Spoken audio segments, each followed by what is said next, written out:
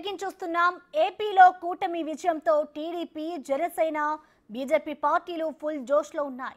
ప్రభుత్వం కూర్పుపై ఇప్పటికే చంద్రబాబు, పవన్ చర్చించారు. ఎవరెవరికి మంత్రి పదవులు ఇవ్వాలనే అంశంపై మరోసారి జూన్ 7న ముఖ్య నేతలతో చర్చించనున్నారు.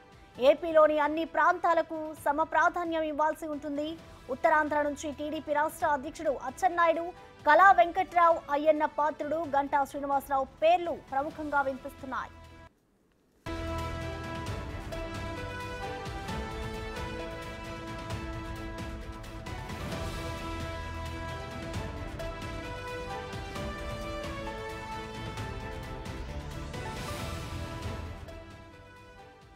కోస్తా నుంచి ఎమ్మెల్యే స్థానాన్ని త్యాగం చేసిన దేవినేని ఉమాకు మంత్రి పదవి దక్కుతుందని క్యాడర్ భావిస్తోంది.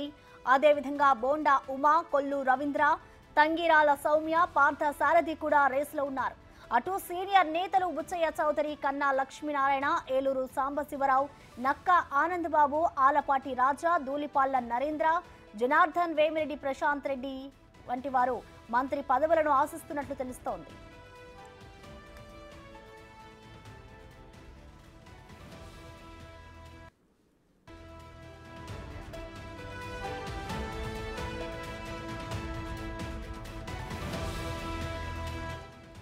రాయలసీమ నుంచి కూడా మంత్రి పదవుల ఆశావాహులు ఎక్కువగానే ఉన్నారు. టీడీపీ నుంచి గౌరు సుచరిత, కేఈ బ్రదర్స్, కోట్ల సూర్యప్రకాష్ రెడ్డి, పరిటాల సునీత, సరిత, పయ్యవుల, కాల్వా శ్రీనివాసులు, అమర్నాథ్, పుట్టా సుధాకర్ పేర్లు పరిశీలనలో ఉన్నట్లు తెలుస్తోంది. కాటు బీజేపీ నుంచి కూడా హెచ్ఎల్ల ఈశ్వర్రావు, కామినేని శ్రీనివాస్, సుజనా చౌదరి, ఆదినారాయణ రెడ్డి, నల్లమిల్లి పేర్లు ప్రముఖంగా వినిపిస్తున్నాయి. కూటమిలోని ఆయా పార్టీల నేతల సామాజిక సమీకరణాలు, ప్రాంతాలు, నేతల బలబలాలను ఆధారంగా చేసుకుని మంత్రి పదవులు కేటాయించే ఛాన్స్ ఉన్నట్లు తెలుస్తోంది.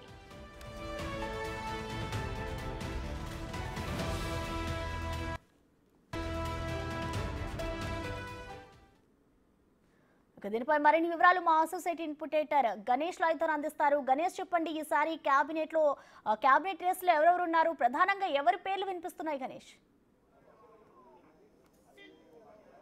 అంటే ప్రధానంగా మూడు పార్టీలు అంతకుముందు 2019లో ఏదైతే ఒక పార్టీయే కాబట్టి వాళ్ళు జగన్ సంబంధించి చేసుకుంటారు. అంతకుముందు 2014కు సంబంధించి ఒక చంద్రబాబు నాయుడే కాబట్టి ఆయన మంత్రివర్గాన్ని విస్తరించుకునే అవకాశం ఉండేది. కానీ ఇప్పుడు అలా కాకుండా మూడు పార్టీలతో సమానంగా ఒక సమన్వయంతో వెళ్లాల్సిన అవసరం ఉంది. కాబట్టి టోటల్గా మనం చూసుకుంటే ఒకవైపు పవన్ కళ్యాణ్, మరోవైపు బీజేపీ, ఆ తర్వాత టీడీపీ ప్రధానంగా ఇప్పుడు ఏ విధంగా చేయాలనేది ఇప్పటికే ఒక తర్జన భర్జన అనేది ఒక రూట్ అనేది నిన్నే పవన్ కళ్యాణ్తో దాదాపు ఒక 54 నిమిషాల పాటు ఆయన సమావేశం అయ్యారు. ఆయన చంద్రబాబు నేరుగా వెళ్ళి పవన్ కళ్యాణ్తో సంప్రదింపులు జరిపారు. ఇందులో సూచాయిగా అంటే పూర్తిగా కేబినెట్ కోసం ఈ సమావేశం కాకపోయినా ముందు ప్రమాణ స్వీకారం, తర్వాత ఈరోజు ఎన్డీఏ సమావేశం కోసం అనేక చర్చలు జరిపిన తర్వాత అందులో ప్రధానంగా 1-2 చర్చలు, అంటే ఎందుకంటే దాదాపు 21కి 21 సీట్లు సాధించిన జనసేనకి ఒక ప్రాధాన్యత ఉంటుంది. కాబట్టి ఆ ప్రాధాన్యతలో పవన్ కళ్యాణ్తో పాటు నాదెండ్ల మనోహరు, మరోవైపు మిగతా కీలకమైన నాయకులు ఎవరుంటారనేది ఒక చర్చ అయితే మనకు కనిపిస్తోంది. అలాగే టీడీపీకి సంబంధించి చాలామంది సీనియర్ నాయకులు ఉన్నారు. గోరింట బుచ్చయ్య చౌదరి కావచ్చు, కళా వెంకట్రావు కావచ్చు, లేకపోతే మిగతా వాళ్ళు కావచ్చు, అనేక మంది నాయకులు మనకు కనిపిస్తున్నారు. అంటే వీళ్ళకి గతంలో మంత్రులుగా చేసిన అనుభవం ఉంది, వీళ్ళకి మళ్ళీ కేటాయిస్తారా లేదా అనేది ఒక చర్చ అయితే బీజేపీ నుంచి కూడా కీలకమైన నేతలు మనకి కనిపిస్తున్నారు. బీజేపీకి సంబంధించి ఉన్న నాయకుల్లోన పురంధేశ్వరి అలాగే ఎంపీకి వెళ్ళిపోయింది కాబట్టి మిగతా నాయకులు రాష్ట్ర అధ్యక్షురాలుగా ఆవిడ ఉంది కాబట్టి మిగతా నాయకుల్ని ఏ విధంగా చూస్తారు? ఎందుకంటే ప్రధానంగా హెచ్ఆర్ నుంచి పోటీ చేసిన శ్రీనివాసరావు కావచ్చు, మిగతా వాళ్ళు ఒక సీనియర్గా ఉన్నారు కాబట్టి ఆయనకి ఎటువంటి ప్రాధాన్యత ఉంటుందనేది చూడాలి. తర్వాత ఆదినారాయణ రెడ్డి, మరోవైపు అనపర్తి నుంచి నల్లమల్లి మల్లారెడ్డి, అంటే ఆయన టీడీపీ నుంచి సీటు వచ్చిన తర్వాత ఆ ఒప్పందంలోన ఆయనకి ఆ సీటు కాకుండా బీజేపీకి వెళ్ళడం, బీజేపీ నుంచి అంటే టీడీపీ పార్టీలో నిన్నటి వరకు ఉండి ఆయన ఆ టీడీపీలోనే ప్రచారం చేసి ఆ తర్వాత చివరి క్షణంలో బీజేపీ నుంచి వెళ్ళిన నల్లమల్లి రామకృష్ణారెడ్డి ఉన్నాడు. ఆయన తండ్రి కూడా ఎమ్మెల్యేగా చేశాడు, ఈయన కూడా ఎమ్మెల్యేగా చేసిన అనుభవం ఉంది కాబట్టి ఈయన కూడా ఒక పోటీలో బీజేపీ నుంచి కనిపిస్తున్నారు. అంటే అటు జనసేనకు కావచ్చు లేకపోతే బీజేపీ కావచ్చు తక్కువ స్థానంలో ఉన్న వాటి ఎంపికకు సంబంధించి మాత్రం ఒక కీలకమైన నిర్ణయం జరగాల్సి ఉంది. మరోవైపు అత్యంత కీలకంగా చర్చించాల్సింది అంతకు ముందులాగా జంబో జెట్ క్యాబినెట్లు చేయాల్సిన అవసరాన్ని ఇప్పుడు మనకు కుదించుకున్నాం. కాబట్టి దాదాపు 23 నుంచి 25 మంది మాత్రమే మంత్రులు ఉంటారు. అందులో ప్రధానంగా ఉండే కీలకమైన నేతలే మనకి కనిపిస్తున్నారు. చంద్రబాబు నాయుడు కావచ్చు, లేకపోతే చంద్రబాబు ముఖ్యమంత్రిగా ఉన్న తర్వాత లోకేష్ కావచ్చు, తర్వాత పవన్ కళ్యాణ్ కావచ్చు, నాదెండ్ల మనోహర్ కావచ్చు, తర్వాత బీజేపీ నుంచి ఎచ్చెర్ల ఈశ్వరరావు పేరు కూడా కామినేని, తర్వాత సుజనా చౌదరి కూడా విజయవాడ నుంచి గెలుపొందారు కాబట్టి ఆయన పేరు కూడా కీలకంగా వినిపిస్తుంది. అంటే ఇంతమంది కీలకమైన నాయకులు ఉన్నారు. అంటే వీళ్ళని అంటే అటు క్యాస్ట్ వైడ్గా కూడా దీన్ని బేరీజు వేసే అవకాశం ఉంది, తర్వాత ప్రాంతాల వారీగా చేసే అవకాశం ఉంది. అటు శ్రీకాకుళం ఉత్తరాంధ్ర మొదలుకొని తూర్పుగోదావరి, ఉమ్మడి తూర్పుగోదావరి దగ్గర నుంచి కృష్ణా, గుంటూరు, పల్నాడు, ఇలాగ ఇక్కడ నుంచి నెల్లూరు, కర్నూలు, ఇలాగా తిరుపతి, చిత్తూరు వరకు, ఇలాగా అంటే అప్ టు చివరి నుంచి చివరి వరకు ఉండే ఆ ప్రాంతాలన్నింటినీ కూడా సమన్యాయం చేయాల్సిన అవసరం ఉంది. కాబట్టి దీంట్లో క్యాస్ట్ ఈక్వేషన్స్ మరొకటి ఏదైతే కీలకంగా కనిపిస్తుందో మనకి ఆ పార్టీలకు సంబంధించి విభజన కూడా మనకి చేయాల్సిన అవసరం ఉంది. కాబట్టి దీన్ని అత్యంత చాకచక్యంగా చేయాల్సిన అవసరం ఉంది. అది నిజంగానే ఈ మూడు పార్టీలకి కత్తి మీద సాములా కనిపిస్తుంది. ఎందుకంటే కృష్ణా జిల్లా నుంచి కీలకమైన నేతలు కనిపిస్తున్నారు, తర్వాత ఉత్తరాంధ్ర నుంచి కనిపిస్తున్నారు, తర్వాత పల్నాడు నుంచి కనిపిస్తున్నారు, ఇలా అనేక మంది కీలకమైన నేతలు ఉన్నారు. వీరందరికీ ఎలా చేస్తారని చూడాల్సిన అవసరం ఉంది. ఇందులో కీలకంగా మనకు కనిపించేది చంద్రబాబు నాయుడు, లోకేష్ ఎలాగా ప్రధాన పాత్రలో ఉంటారు. అలా కాకుండా ఈ బీజేపీ నుంచి కావచ్చు, జనసేన నుంచి కావచ్చు ఒక కీలకమైన చర్చ జరుగుతుంది. జనసేన నుంచి కీలకమైన నేతగా ఉన్న పవన్ కళ్యాణ్ ఈసారి ఆయన పదవి తీసుకుంటారా లేదా అనేది కూడా ఒక కీలకమైన చర్చగా మనం చూడాల్సిన అవసరం ఉంది. ఎందుకంటే ఆయన మంత్రి పదవి తీసుకుంటారా లేదనేది ఇప్పటికే పెద్ద చర్చ సాగుతుంది. అంటే ఆయనకు ఉప ముఖ్యమంత్రి ఇస్తారని కొన్ని వ్యాఖ్యలు వినిపిస్తుంటే, మరోవైపు ఆయన అసలు మంత్రి పదవి తీసుకోవాలనేది వ్యాఖ్యలు వినిపిస్తున్నాయి. ఇలాగ దీన్ని సమన్యాయం చేసుకుంటూ చేయాల్సిన అవసరం ఉంది. దీనికి ఇప్పటికే మూడు పార్టీలు ఒక అంగీకారానికి వచ్చాయి. ఎందుకంటే సీట్ల సర్దుబాటులోనే కీలకంగా ఉన్న ఈ పార్టీలు ఎటువంటి పొరపక్షాలు లేకుండా, బయటికి ఎటువంటి సంకేతాలు లేకుండా సమన్వయంతో చేసుకునే అవకాశం అయితే కనిపిస్తుంది. ఈరోజు ఎన్డీఏ సమావేశం ఉంది కాబట్టి ఢిల్లీ వెళ్ళిన తర్వాత దీనిపైన కూడా కీలకంగా చర్చ జరుగుతుంది. మరోవైపు 7వ తేదీన వీళ్ళంతా గెలిచిన వాళ్ళందరూ మీట్ అవుతారు కాబట్టి అందులో కూడా కీలకమైన చర్చ జరిగిన తర్వాత 9వ తేదీ నాటికి నిజంగా ప్రమాణ స్వీకారాన్ని తేదీ ఖరారైతే ఆ రోజు నాటికి ఖచ్చితంగా ఈ ప్రాంతాల వారీగా ఒక లిస్ట్ అనేది బహిర్గతం అయ్యే అవకాశం మనకు కనిపిస్తుంది. గణేష్, చూసుకుంటే మూడు పార్టీల పరంగా అభ్యర్థులను చూసుకుంటే ఆ టీడీపీలోని సీనియర్ నేతలు ఉన్నారు. మరి సీనియర్లతో పాటు ఇప్పుడు యువతకు ప్రాధాన్యత ఇచ్చే అవకాశం ఉందనుకోవచ్చా?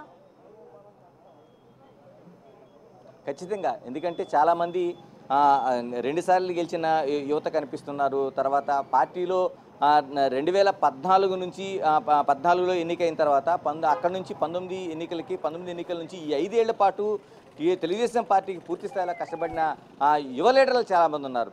అంటే కొందరు గెలిచారు, కొందరు ఓటమి చెందిన వాళ్ళు కూడా ఒకరిద్దరు ఉన్నారు. ఇలా కాకుండా పూర్తి స్థాయిలో యువతకి ప్రాధాన్యత ఇవ్వాలనేది ఫస్ట్ నుంచి కూడా, యువగళం నుంచి కూడా లోకేష్ అదే ప్రాధాన్యత ఇస్తూ వచ్చారు. అనేక నియోజకవర్గాల్లో ఆయన యువగళం యాత్ర జరిపినప్పుడు కూడా ఇదే సంకేతాలు ఇచ్చారు. అంటే ఇప్పటికీ చూస్తుంటే మనం ఏదైతే ఈ గెలిచిన వాళ్ళలో చాలామంది సీనియర్లు కనిపిస్తున్నారు. అటు కళా వెంకట్రావు కావచ్చు, మరోవైపు గోరంట్ల బుచ్చి చౌదరి కావచ్చు, ఇలాగ అనేక మంది ఉన్న మిగతా వాళ్ళకు కూడా అంటే ఏదైతే ఒక సీనియర్లతో పాటు జూనియర్లకు అత్యంత ప్రాధాన్యత ఇవ్వాల్సిన అవసరం ఉందనేది గతం నుంచి కూడా తెలుగుదేశం పార్టీ చెప్తూ వస్తుంది. మరోవైపు పవన్ కళ్యాణ్ ఆ పార్టీ యాడ్ అయిన తర్వాత ఈ ప్రయాణంలోన ఎక్కువ యువతని ఆకర్షించే ప్రయత్నం చేశారు. ఆ యువతతోని ఈ రోజున దాదాపుగా రికార్డు స్థాయిలో సీట్లు గెలిచారంటే యువత ప్రాధాన్యత చాలా కనిపించింది. నిన్న ఇక్కడ ఏదైతే విజయవాడలో సంబంధించి ఆ పార్టీ ఊరేగింపులు జరిగినాయి, ఇందులో ప్రధానంగా దాదాపుగా 80% మంది యువతే కనిపించారు. మరోవైపు తెలుగుదేశం పార్టీ ప్రధాన కార్యాలయం మంగళగిరి కావచ్చు, తర్వాత జనసేన పార్టీ ఆఫీస్ కావచ్చు, ఈ 2 చోట్ల కూడా ఎక్కడైతే ఎక్కువ మంది కేంద్రీకరమయ్యారో వీళ్ళంతా కూడా ఒక ఇది వరల్డ్ కప్ క్రికెట్ చూస్తున్నట్టుగా రిజల్ట్ని ఎంజాయ్ చేశారు. వీళ్ళలో దాదాపుగా 90% యువత కనిపించారు. అంటే చాలా వరకు యువత అనేది తెలుగుదేశం పార్టీ కావచ్చు, జనసేన కావచ్చు, మిగతా ఒక ప్రయాణం జరగబట్టే ఈరోజు ఎంత విజయం వచ్చిందనేది ఖచ్చితంగా మనం చెప్పాల్సిన అవసరం ఉంది. అందుకని ఏదైతే యువగళం దగ్గర నుంచి కూడా లోకేష్ చేస్తున్న హామీలు ఏవైతే ఉన్నాయో, యువతకు ప్రాధాన్యత ఇవ్వాలని ఏదైతే చెప్తున్నారో ఆ హామీల మేరకు ఖచ్చితంగా యువతకు ప్రాధాన్యత ఇచ్చే అవకాశం ఉంది. అయితే ఎవరెవరి పేర్లు ఖరారు చేస్తారు ఏంటి, వాళ్ళ ఎక్స్పీరియన్స్తో పాటు మరోవైపు వాళ్ళ పాత్ర ఆ పార్టీలో 5 ఏళ్ల పాటు తెలుగుదేశం పార్టీని కావచ్చు, లేకపోతే జనసేన పార్టీని కావచ్చు, బీజేపీ పార్టీని కావచ్చు అంటుపెట్టుకుని ఉన్నవారు, తర్వాత కమిట్మెంట్గా ఉన్నవాళ్ళు ఎంతమంది అయితే ఉన్నారో వాళ్ళందరికీ ప్రాధాన్యత లిస్టు తయారు చేసే అవకాశం అయితే కనిపిస్తుంది మనకి. అయితే గణేష్, ఇవాళ చంద్రబాబు నాయుడు ఢిల్లీ వెళ్ళబోతున్నారు. మరి ఢిల్లీ వెళ్ళి వచ్చిన తర్వాత దీనిపై క్లారిటీ వస్తుంది అనుకోవచ్చా? ఖచ్చితంగా క్లారిటీ వస్తుంది. ఈరోజు ఢిల్లీలో జరిగే సమావేశానికి జనసేన నేత, మరోవైపు చంద్రబాబు నాయుడు ఇద్దరు కలిసి వెళుతున్నారు. యాక్చువల్గా ఎన్డీఏ సమావేశానికి ఎవరికి వారుగా వెళ్తారనుకున్నా నిన్న జరిగిన సమావేశం దాదాపు 50 నిమిషాలుగా పైగా పవన్ కళ్యాణ్ చంద్రబాబు నాయుడు ఒక సమావేశాన్ని నిర్వహించారు. ఎందుకంటే చంద్రబాబు నాయుడే తెలుగుదేశం పార్టీ మంగళగిరి కార్యాలయం నుంచి జనసేన పార్టీ ఆఫీస్కి వెళ్ళారు. ఆయన సాధారణంగా ఆహ్వానించారు. అంటే ఒక సహృద్భావ వాతావరణంతో, ఒక మంచి వాతావరణంతో రెండు పార్టీలు ప్రయాణం చేస్తున్నాయనేది మనకు కనిపిస్తుంది. అలాగే బీజేపీతో కూడా మంచి ప్రయాణం ఉంది. ఈరోజు ఎన్డీఏ సమావేశం అనేది అత్యంత కీలకంగా కనిపిస్తుంది. ఎన్డీఏలో దేశవ్యాప్తంగా జరిగే చర్చలతో పాటు ఎన్డీఏతోని ప్రధానంగా ఈ చర్చ అయితే రాష్ట్రంలో ఉండే మంత్రుల ఎంపిక కావచ్చు, కేబినెట్ ఎంపిక కావచ్చు, మరో ప్రమాణ స్వీకారం సంబంధించిన తేదీ కావచ్చు, ఇవన్నీ కూడా ఖరారు చేసే అవకాశం ఉంది.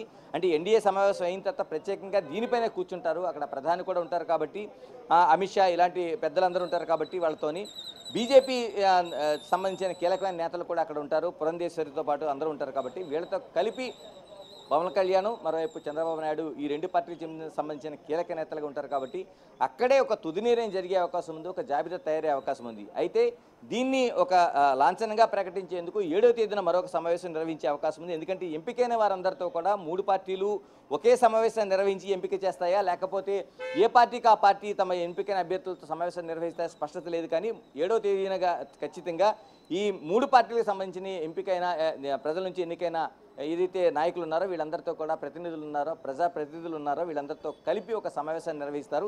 ఈ సమావేశంలో అత్యంత స్పష్టతగా అంటే 9వ తేదీన ప్రమాణ స్వీకారం జరిగినట్లయితే ఆ రోజుకి ఒక తుది జాబితా వెలువడే అవకాశం అయితే కనిపిస్తోంది.